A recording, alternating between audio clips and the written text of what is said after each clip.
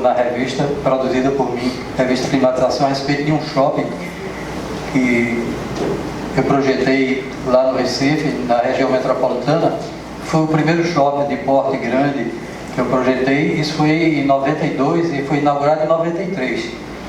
Mas esse shopping, ele teve algumas evoluções, algumas ampliações, e da última ampliação, em 2013, nós colocamos viga fria nesse shopping. E colocamos também um sistema de piso frio radiante, e esse sistema ele não tem nada mais do que isso, não tem outros dutos para complementares, é um sistema assim. Então, vamos ver, então ele até propôs, quando fomos fazer o SANAR, que é o Salão Norte-Nordeste, que foi em Fortaleza, ele disse: por que você não faz a respeito daquela publicação na matéria?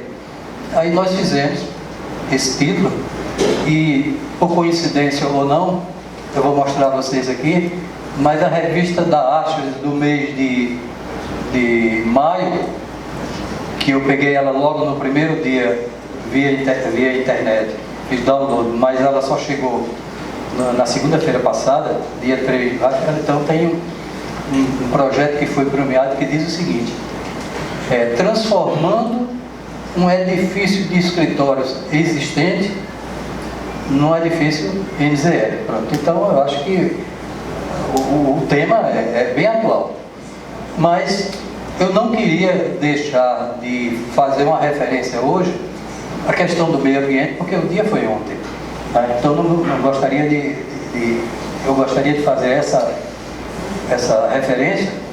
E esse gráfico, ele está lá no Havaí, esse laboratório Mauna Loa, e ele mostra a evolução do índice de CO2 no ar. Não quer dizer que a poluição do ar se representa só pelo índice de CO2, mas é o principal parâmetro de referência. Então, se nós olharmos aqui, nós vamos ver que em 1960, esse índice era mais ou menos 310. E se nós voltarmos a 1780, quando começou a Revolução Industrial na Europa, esse número era 280. Então, em 200 anos, de 1760 aproximadamente para 1960, esse número cresceu o 30 partes por milhão. No entanto, de 1960 ao atual, isso aqui é de 2016, mas pegar isso, vai dar isso aqui, ele subiu 90. Pronto. Então, esse é o retrato da questão ambiental. Se fala hoje, se fala muito, o IPCC, que é aquele painel intergovernamental sobre o controle climático, tem muita coisa a respeito disso. São mais ou menos 1.500 cientistas, e tem uns 15 cientistas brasileiros. Então, eles dizem o seguinte, que se esse número passar de 380, os riscos de cataclismas são muito grandes. Ele já passou e continua subindo. Então, se faz muita coisa hoje com energia renovável, principalmente na Europa e na China, que é o país que está crescendo mais.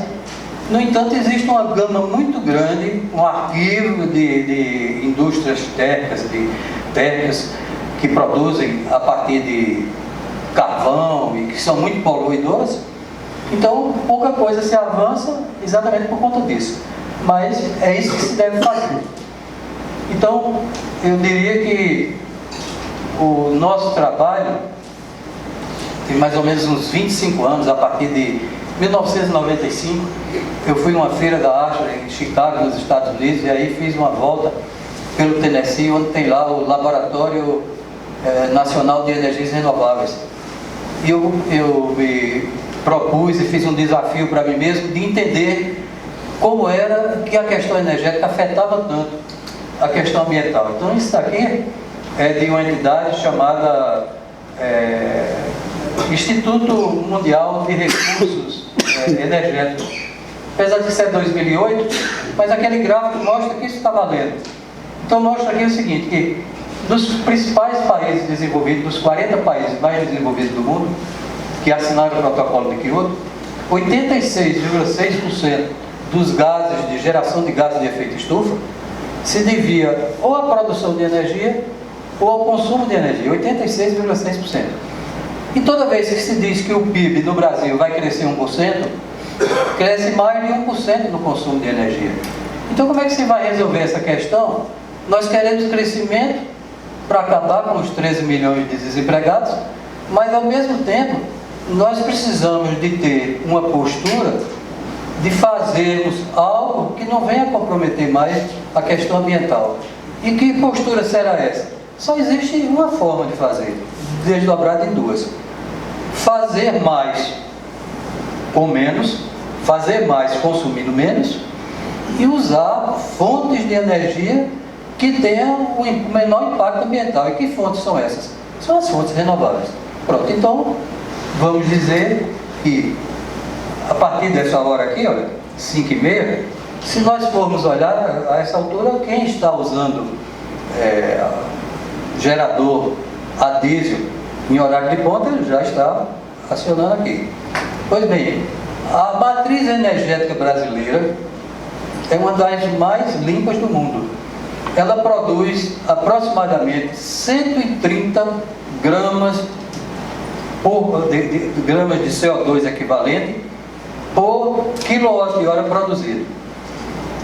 O diesel, ele produz 725 gramas. Então, daí a gente já pega uma relação de que o que a matriz elétrica brasileira produz, comparado com o diesel, são 6 vezes maior. Então, quem usa 3 horas e meia por dia, que tem que pelo menos começar 15 minutos antes e terminar 15 minutos depois, durante 21 dias úteis durante o mês, são 70 horas. Então, esse sistema aqui, em 70 horas, ele produz 1 vez e meia os gases de efeito estufa que o restante do sistema, por exemplo, para um shopping, produz. Em 390 horas que funciona, 13 horas por dia, menos essas 71 horas. Então, esse é o retrato. Então, isso é algo que nós devemos combater.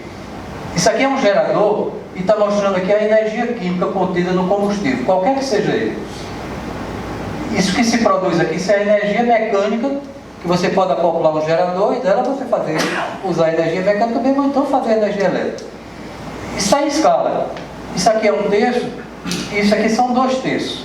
Isso aqui é chamado de exergia, quer dizer, é o supra-sumo da energia, é o estado da arte da energia. É aquele que você produz mais trabalho a partir da energia. É aquele movimento que o carro, que o veículo faz para acionar as rodas e se deslocar. E o restante é aquele que se joga fora, é o escapamento. Então esse escapamento, quando se faz um aproveitamento dele, esse escapamento, ele pode, por exemplo, produzir o ar-condicionado a partir de máquina por absorção, que é feita com calor.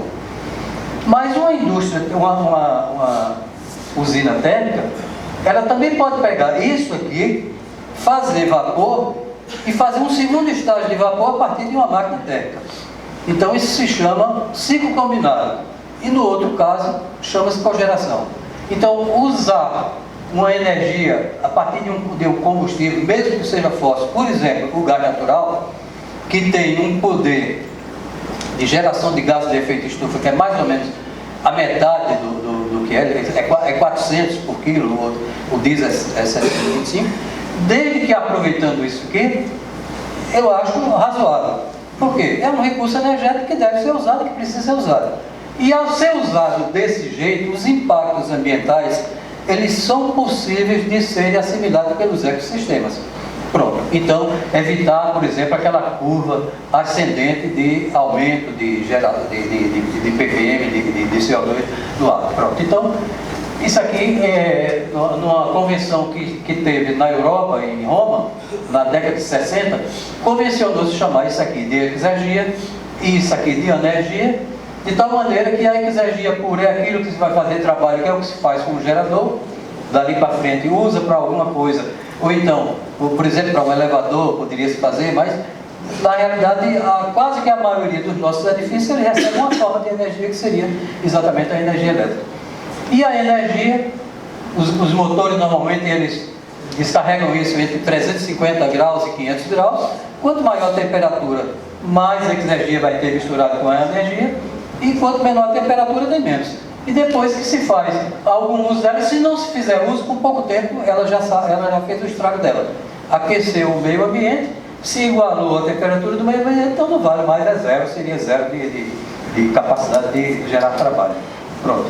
Então, feito isso, e as nossas reservas com respeito à questão ambiental e a nossa preocupação com respeito ao meio ambiente, cujo dia foi comemorado ontem, nós nos mandamos para a viabilidade de um edifício ZNE. Vamos ver já o que é um edifício ZNE, mas eu lhes digo que é um edifício que, dentro do site que ele ocupa, ele pode produzir uma quantidade de energia renovável, não que ele não use energia não renovável, mas ele produz uma quantidade maior, alguma coisa que supere a quantidade de energia não renovável que ele recebe de suprimento externo, de um grid ou de uma concessionária, em qualquer forma, que seja gás natural, ou que seja diesel mesmo, ou que seja eletricidade vindo das usinas térmicas ou hidrelétricas que nós temos. Então, o que se diz aqui é que os edifícios com consumo zero de energia não renovável são, digamos, a bola da vez. A Califórnia tem uma política cujo objetivo é que todos os edifícios residenciais horizontais sejam MZE para 2020. 2020 é daqui a 7 meses. Pronto, esse é o objetivo lá. Daqui a pouco nós vamos ver que o Japão também tem isso aí. Tá? E ainda mais, que todos os novos edifícios comerciais, eles sejam ZNE para 2030, ou seja, daqui a 10 anos. Então quem vai pretender ter isso daqui a 10 anos, tem que estar, de hoje, começando a praticar, ou então não vai ter. Então ele diz mais o seguinte, que o objetivo é viável para a maior parte dos novos edifícios comerciais em construção. Mas, fazemos ZNE no próprio site, os desafios são os edifícios consumidores intensivos de energia. Que edifícios são esses? Eu vou falar, o principal deles são os data centers. Mas, mais na frente nós vamos ver isso aí, que eles mostram, por exemplo, que os restaurantes, os hotéis, os hospitais, tá? Então, e ainda mais, edifícios, altos edifícios. Por quê? Porque o site tem uma determinada área. Se você tiver uma quantidade de pavimento muito grande, tem pavimentos hoje edifícios sendo construídos na China que tem mais de 200 pavimentos. Então imagina o que devia ter um site desse para você fazer. Então, e ainda mais, os edifícios com os sites sombreados. Aí ele está se referindo dizendo o seguinte: se a principal fonte é o sol, e se o site for sombreado, o site não está apropriado para fazer geração de energia renovável solar. Pronto. Mas diz o seguinte, que isso pode ser incorporado com a obtenção de um ZNE de muitas formas existentes. Uma delas é fazer um site fora, nas proximidades onde encontrar, e trazer aquela energia para o site do edifício onde está sendo abordado. Pronto. Então está aqui. O que é um edifício ZNE? Está aqui, ó. Um edifício ZNE, aqui pela definição, ele diz é um edifício tal, cuja soma da energia que é entregue para a propriedade ou para o site é menor, entregue por quem? Pela gerenciadora, pela geradora de energia, é menor do que a soma da energia que ele exporta. Então está aqui, ele está exportando aquilo que ele sobrou e ele está produzindo tudo isso com energia renovável. Pode ser solar, pode ser eólica, pode ser geotérmica. Se ele está consumindo aqui uma parte, então, e ele está importando alguma coisa para completar, e ele está exportando algo que é maior do que aquele que ele está importando, pronto, isso aí é um ZNE, classificado como ZNE. Agora, para ser ZNE, não precisa ser ZNE, sair do zero e chegar no 100. Pode chegar no 10, no 20, no 30 e ir fazendo isso paulatinamente e parceladamente. Porque dificilmente se vai sair para fazer um ZNE do zero, isso é muito difícil, muito pouco provável que isso possa acontecer. Pronto. Ainda diz aqui que os edifícios, os automóveis, que por exemplo, os veículos que carregam aqui, e vão consumir energia e vão consumir, se dirigir e se movimentar para fora do site, isso é considerado energia aqui exportável. Pronto, então aqui nós temos a demanda de energia de eletricidade, de gás, de água gelada e de outros aqui, e consumindo aqui aquecimento, resfriamento, ventilação, que é aquele que estava se falando agora de renovação de ar, iluminação, cargas que são plugadas e processos aqui dentro, no caso da indústria, etc. E ali ainda mais no site, ainda iluminação, jardinagem e transportação aqui dentro do próprio site. Pronto, isso aí seria a definição do edifício ZNE. Então, o que é que ele está dizendo aqui? Minimização do índice de uso de energia. Essa é uma das principais formas, é essa. Não se deve nunca ter a ilusão de que a energia renovável, porque ela é gerada pela natureza, espontaneamente, ela deve ser considerada que ela é barata e que ela pode ser gasta. O edifício ele tem que ser muito eficiente, não se deve gastar absolutamente nada a mais do que se deve gastar, e aí sim, isso torna mais viável se chegar a atingir o edifício ZNE. Então o que é que ele está dizendo aqui? Principais coisas para isso, visto do ponto de vista do nosso ramo, que é o ar-condicionado e a refrigeração. Um avançado sistema do envelope do edifício. Isolar. Alta eficácia do sistema de iluminação. Sistema de iluminação. Alta eficácia do sistema de iluminação. Lâmpadas LED, mas muito antes de lâmpadas LED, iluminação natural durante o dia, a lâmpada LED para a noite. Pronto, seria isso aí. E ainda mais, vidros de alta eficiência para que deixe penetrar os raios visíveis e barre a passagem dos raios infravermelhos. Isso, se querem ter uma ideia, a quantidade de calor transmitida pelos raios visíveis do Sol e transmitida pelos raios infravermelhos é a metade. 47% contra 47%, e os outros 6% são raios ultravioleta. Então, quem deixa passar 47%, se deixar os outros 47%, talvez não seja um bom balanço energético. Ainda mais, iluminação, controles eficientes, estava se falando disso numa palestra ainda agora à tarde aqui, e olha o que é que está escrito aqui, não estou falando que é eficiente, super eficientes sistemas e equipamentos onde a maneira de avaliação seja metódica, quer dizer, global, holística, total. Ainda mais, ele mostra aqui uma referência com edifícios eficientes desse CBS 2003, uma pesquisa que eles fizeram. Esses edifícios, eles não atendiam a norma 90.1, que é aquela dali, americana, que é a norma que regulamenta a construção dos edifícios e que dá a certificação dos edifícios pelo processo livre. Então, essa norma 90.1, esses edifícios que estão aqui, olha, os tipos de edifício, restaurante, por exemplo, de cima para baixo, os que consomem mais.